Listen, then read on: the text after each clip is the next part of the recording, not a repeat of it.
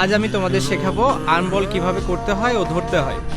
তোমরা সবাই জানো বেসিক বল ধরার নিয়ম যেহেতু এটা, তো আর্ম বল করার সময় তোমার খুব একটা পরিবর্তন করতে হবে না, জাস্ট বলটাকে ধরে যদি একটু ঘুরিয়ে দাও সিমটা এভাবে চলে আসবে। তো তুমি যেটা করতে পারবে তখন যে সোজা যদি বলটা ছাড়ো, যেহেতু বলের সিমটা একটু ভেতরের দিকে আছে, স্বাভাবিকভাবে বলটা একটু ভেতরের দিকে যাবে।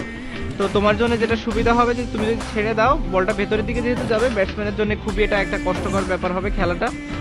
যেহেতু তোমার বল স্বাভাবিকভাবেই ব্যাটসম্যান এক্সপেক্ট করতেছে সবসময় বাইরের দিকে যাবে, তো যখন এটা ভেতরের দিকে আসবে স্বাভাবিকভাবে ব্যাটসম্যানের জন্য ডিফারেন্ট একটা জিনিস হবে। তো একটা জিনিস খেয়াল রাখতে হবে, বলের সিমটা যেন এই পজিশনে থাকে আর এট দি সেম টাইম তোমার রিচটা যেন সোজা নামে।